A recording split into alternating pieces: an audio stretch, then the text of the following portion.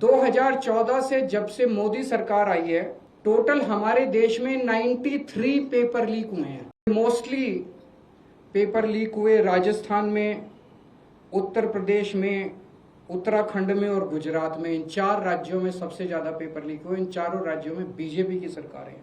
तो इससे शक तो पैदा होता है कि क्या इन सारे पेपर लीक में इनके नेता शामिल हैं? अगर नेपाल का और बांग्लादेश का जेनजी सड़कों पे उतर के अपने देश की सरकारों को बदल सकता है, तो हमारे देश का जेनजी पेपर लीक करने वाले मंत्रियों को जेल नहीं भेज सकता। युवाओं से, स्टूडेंट से सीधे बात करने के लिए आया हूं।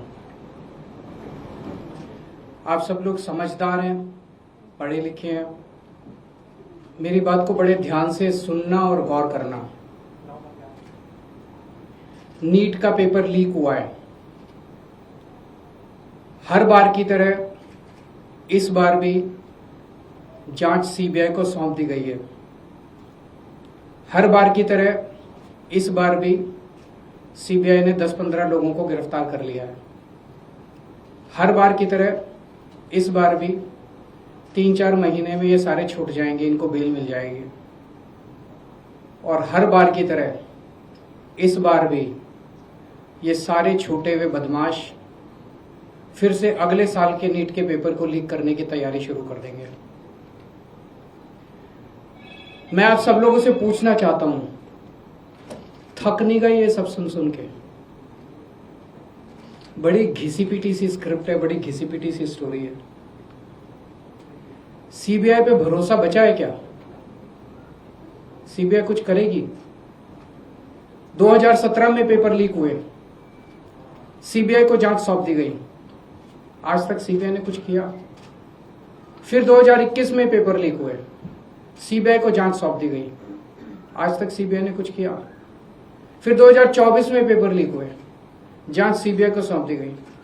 सीबीआई ने कुछ किया? फिर 2026 में अब पेपर लीक हुए, जांच फिर से सीबीआई को सौंप दी गई।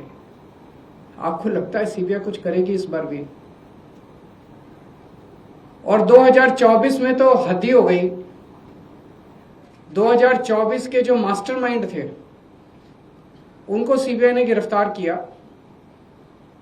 कानून के मुताबिक गिरफ्तारी के 90 दिन के अंदर चार्जशीट फाइल होनी होती है, नहीं तो आदमी को ऑटोमेटिक बेल मिल जाती है।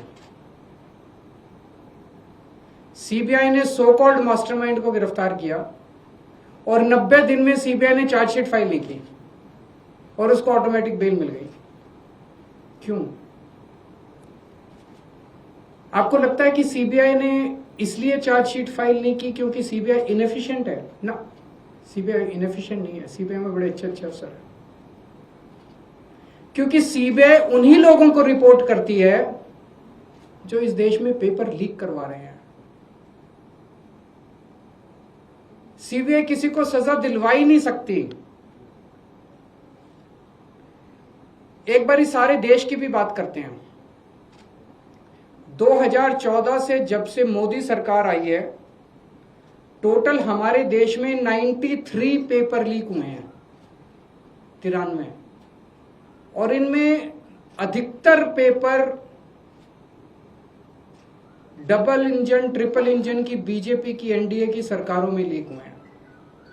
लगभग 6 करोड़ युवाओं का भविष्य इन 93 पेपरों में बंद था। 6 करोड़ लोगों का भविष्य बर्बाद हो गया इन 93 पेपर जो लीक हुए। इनमें मोस्टली पेपर लीक हुए राजस्थान में, उत्तर प्रदेश में, उत्तराखंड में और गुजरात में। इन 4 राज्यों में सबसे ज्यादा पेपर लीक हुए। इन चारों राज्यों में बीजेपी की सरकारें हैं। तो ये इत्तेफाक नहीं है कि इन चारों राज्यों में बीजेपी की सरकार है, केंद्र में बीजेपी की सरकार है, नीट का पेपर लीक हो गया। और अभी पिछले 1-2 दिन से खबरें आई हैं, ये जो नीट का पेपर लीक हुआ है इसका एपिसेंटर भी राजस्थान है। और इनमें जो 2-4 लोगों के ऊपर सुई गई है वो भी बीजेपी के नेता दिखाई देते हैं। तो इससे शक तो पैदा होता है कि क्या इन सारे पेपर लीक में इनके नेता शामिल हैं या इनकी पार्टियों का या सरकारों का संरक्षण है, या सीधे सीधे इनके नेता ही पेपर लीक करवा रहे हैं, उन्हीं का धंधा है ये। और अगर ऐसा है तो सीबीआई की जांच इसमें बेचारी क्या करेगी, सीबीआई इसमें बेचारी क्या करेगी। तो मेरा जेनजी से सीधा सीधा, देश के युवाओं से सीधा सीधा पूछना है कि ऐसे ही चलेगा या कुछ करना है।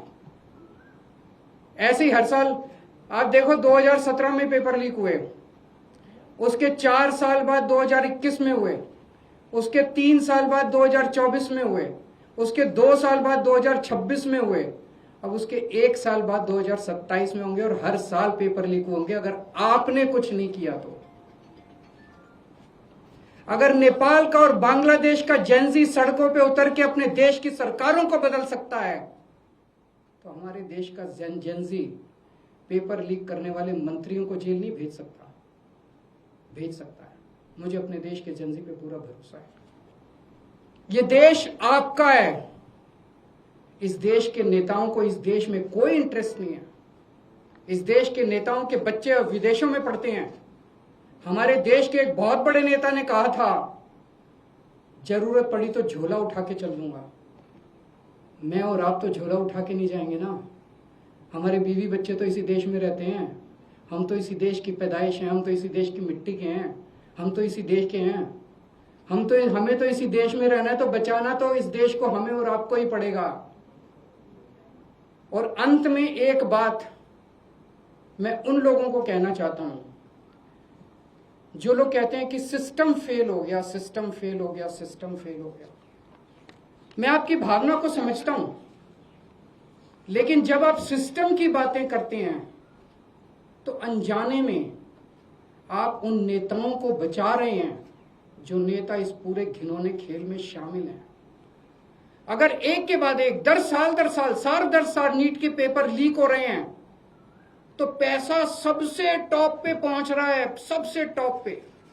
ऐसे ही पेपर लीक नहीं हो जाते, नीट के जैसे पेपर ऐसे ही लीक नहीं हो जाते, पैसा सबसे टॉप पे पहुंच रहा है। तो जब आप सिस्टम की बात करते हैं तो आप उस टॉप को बचा रहे हैं, अनजाने में बचा रहे हैं। मैं जानता हूं आपकी मंशा नहीं है, लेकिन अनजाने में उस टॉप, ये सिस्टम कोई इमेजिनरी नहीं होता, फिक्शन नहीं होता, सिस्टम हवा में नहीं होता। सिस्टम के पीछे लोग हैं। सीधे आरोप लगाइए जो इस खेल के अंदर शामिल है, उनको जेल में भेजिए, सड़कों पे उतरिए, आंदोलन कीजिए और इस घिनौने खेल को बंद कीजिए। For more such videos, subscribe to the NewsX YouTube channel, hit the bell icon.